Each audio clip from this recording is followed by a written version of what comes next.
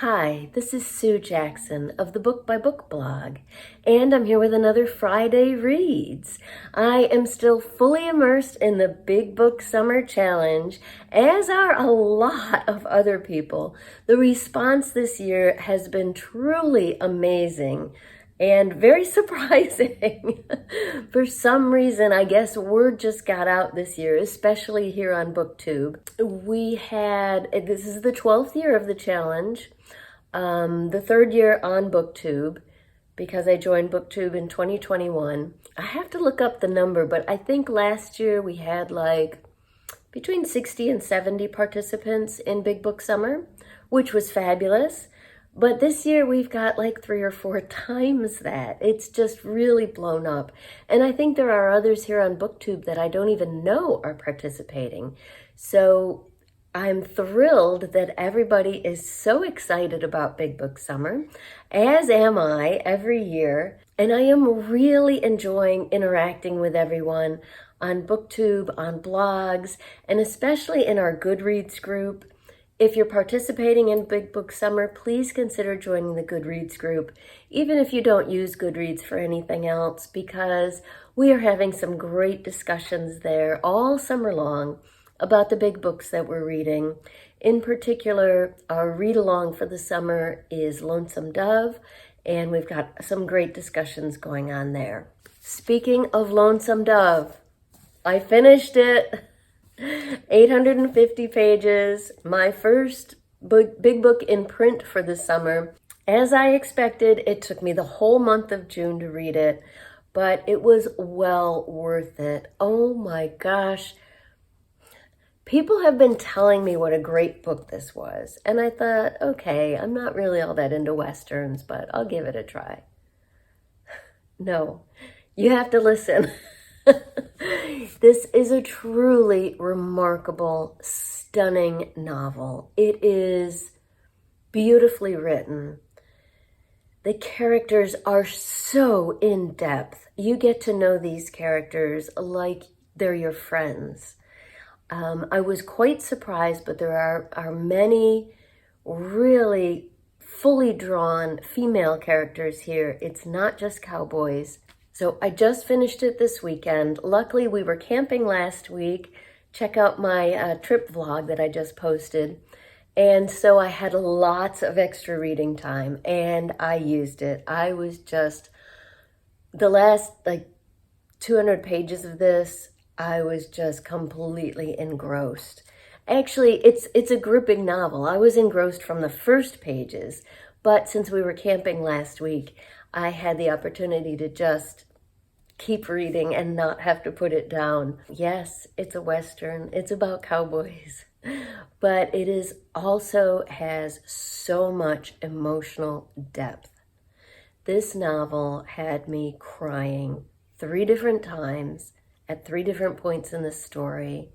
One morning while we were camping, we were supposed to be going out for a hike, and we had just sat down for a couple of minutes to have our coffee and tea and read for 10 minutes was the plan. And my husband couldn't pull me away from this. And he looked over and just saw like tears streaming down my face. And he just laughed and said, "Good book, huh?" And then later that day at bedtime, I was crying again. So yeah, he got kind of a kick out of it, but he plans to read it as well. It is a stunning book. And for all those times it made me sob, it also made me laugh out loud many times more. It's just a wonderful, wonderful, epic novel. It takes place over the course of about 9 months on this cattle drive from southern Texas, the Mexican border, all the way up to Montana, which in, I think it's 1873, is wilderness. And the adventures they have along the way, the tragedy that strikes along the way, the people they meet, it's just amazing. So read it. And if you decide to read it this summer, join the Big Book Summer Challenge. and join our Goodreads group so you can get involved in the conversations there. And I'm thinking I may set up a Zoom discussion too, once more people have finished it. So, outstanding novel. It deserved the Pulitzer Prize. Once my husband reads it, we're going to watch the 80s TV miniseries, which he thinks he's watched before. He can't remember if he's read the book or only seen the TV series. It was published in 1985. The miniseries came out, I think, in 1989, which is the year we got married. I've never seen the book in our house before, so I don't think he's read it. He probably just saw the TV series. But anyway, a fabulous book, well worth the time. So I have finally moved on to my second book in print for Big Book Summer. Now my plan, and it still is to read Drums of Autumn by Diana Gabaldon. This is book 4 in her Outlander series. It is 870 pages. I plan to read this for most of July, and I'm sure it'll take me into August. But I thought I could use a little palate cleanser in between 2 almost 900-page books. So I chose The Firekeeper's Daughter by Angeline Boulley for my next Big Book Summer read. And as you can see, I'm not too far into it yet. Chapter 9, what's that, about page 75. And it's another book. I have heard so many rave reviews. I can't believe it took me this long to get to it because people have been telling me to read it ever since it was released a few years ago. I'm loving it so far. It's about a teen girl. She's just graduated high school. She lives in Sault Ste. Marie, Michigan, which is on the Canadian border. It's a large Native American community there. She is half Native American. Her father was Native American. Her mother comes from a French family. And so she kind of feels like she doesn't fully belong in either family.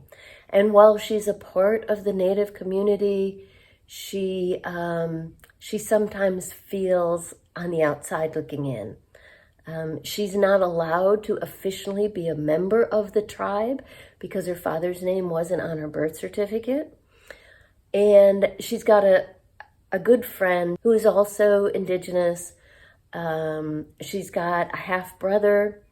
They share the same father, so he is as well. They're on the Canadian border, so she and her brother both love hockey, and they're both very good at it. And there's a new boy in town, new guy, I mean, they're like 18, who's joined her brother's hockey team, which is like the premier league for kids still in school. And he has a similar background to hers. He's half Cherokee. The main tribe where she lives is Ojibwe. And, but has had a white mother. And so he also and he's never known the Native part of his heritage much. So he is fascinated to be in this town where the Indigenous culture is such a big part of life. I'm loving it so far. It's just as good as everyone said, and I'm really looking forward to reading more. Last week, I finished my second audio big book. I just got a copy out of the library yesterday, and I'll show you why in a moment. It was excellent on audio. It's Countdown by Deborah Wiles, and this is the first book in her 60s trilogy, which is outstanding. These are middle grade historical fiction.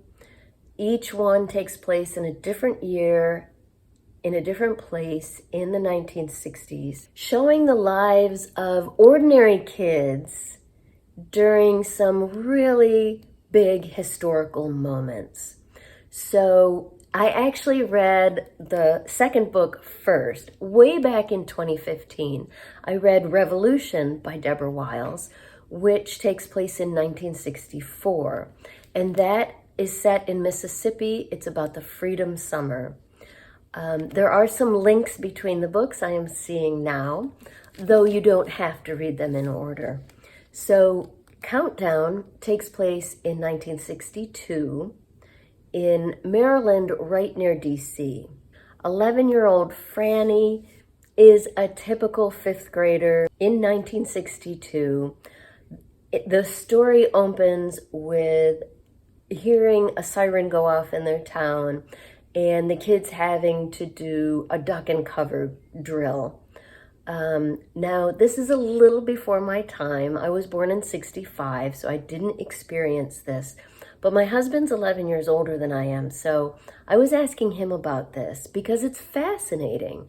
In the novel, Franny and her classmates are really scared because they're getting these messages in school, assemblies, film strips. Do you remember film strips? That are like very matter-of-factly saying, the bomb could drop on us at any time, so be prepared. And telling them they'll be safe if they just get under their desk or hold a textbook over their heads. So I asked my husband about this because he was about 8 years old in 1962. And he said he didn't remember being scared about it, but he absolutely remembers the duck and cover drills. And in his school, they were told to put a textbook over their heads, which, nuclear bomb, like that's going to save you. It's insane. And the messages, that these little elementary school kids were getting, it's just crazy. So anyway, so during the course of this novel, the Cuban Missile Crisis takes place. JFK is president. But with that historical backdrop, Franny's dealing with some typical 11-year-old things. She and her best friend are on the outs right now, and she doesn't know how to repair the relationship. There's all the social kinds of stuff going on, starting to notice boys, friendships, school, all of that, deciding what to wear for your Halloween costume. I love all the details of her childhood here, many of which I could relate to as well. Talks about, this is just so authentic, talks about things like the weekly reader. I remember getting that in the classroom. What else? Oh, coming home from school and changing out of your school clothes into your play clothes. I don't think kids do that anymore, but we certainly did. Getting new school shoes at the beginning of the year. There's all these authentic details that took me back to my own childhood, even though that was a few years later. But the really stunning thing about these books is how Wiles incorporates real documentary-style history into them. So I remembered from Revolution that the print book, I read that in print, was filled with almost scrapbook style excerpts from real life, advertisements from the time, news reports, things like that. And on the audio, I was afraid I was going to miss out on that, but the audio does it equally well because you hear actual news broadcasts. You hear the radio, you hear advertisements, you hear Walter Cronkite reporting on the news. You hear JFK's address to the nation about the Cuban Missile Crisis. So that was equally good, but I wanted to get this out of the library because I knew what it was like. So there's an ad for joining civil defense. So in the book, this is just, and you can see, I think, from the color of the pages, this is just throughout the novel. There's Desi Arnaz and Lucille Ball. An excerpt from a newspaper. Protests. There's Kennedy's address. In the audio, there are excerpts from Franny's textbooks, which are interesting, to say the least. Here's an ad for a fallout shelter, which integrates with what's happening in the book, too. Oh, that's the other thing about Franny's story. She has an uncle who lives with them who is clearly suffering from PTSD from a previous war,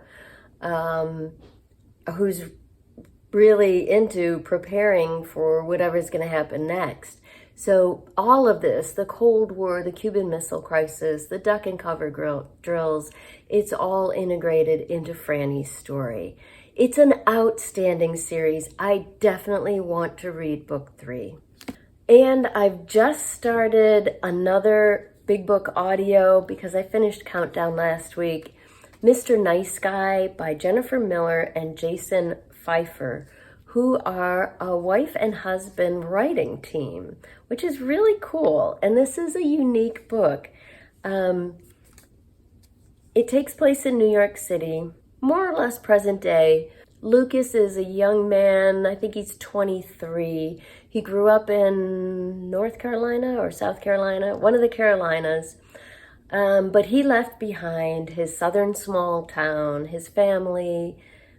He was a first-year law student. He quit law school because his dream has always been to live in New York City. And much of that dream has been fueled by the magazine Empire. Sounds like a take on the New Yorker to me, although they do mention the New Yorker as well. So Lucas is he wants to live this New York life. He's moved to the city. He actually gets a job with Empire, but it's only as a fact checker, kind of the lowest rung of the ladder. One night he's out at a bar, and it's a bar that he had read used to be the big hangout for writers in New York, although it isn't anymore. But, he's there out of a sense of nostalgia for all the things he's read about New York. And he meets this woman named Carmen. And Carmen takes him home to her apartment. They spend the night together. He leaves the next morning. The next week, he finds their whole encounter in the pages of Empire, or maybe on their webpage. I'm not clear on whether this is happening in their online version or their print version. But what happened was Carmen was actually the Carmen, who is, I think Carmen Kelly is her name, who is Empire's official sex columnist. So this seems like a Sex and the City kind of takeoff. I never actually watched that show, but I know what the premise was. Except that Lucas is, and she decimates him in her column. She refers to him as Mr. Nice Guy and just really cruelly decimates his performance. And so Lucas immediately starts typing and sends off a rebuttal, which Empire prints. And then they get into this. Empire asks both of them to continue getting together weekly, and each one writing about the experience. So it's a he said, she said kind of thing. It's the Sex and the City premise, but with a twist because there's a rebuttal. And Lucas really is a nice guy. And Carmen is not treating him very well. So the interesting thing is on the audio, there is a professional narrator doing most of the narration. But when it comes to the columns written by Lucas and Carmen, those are voiced by the husband and wife writing team. So you are kind of feeling like you're getting the he said, she said thing. So far, it's great. It's very funny. It's got some heart, and I'm really enjoying it. I'm interested to see where it goes. So that's what I'm reading this week and enjoying Big Book Summer. Please let me know in the comments down below what you're reading.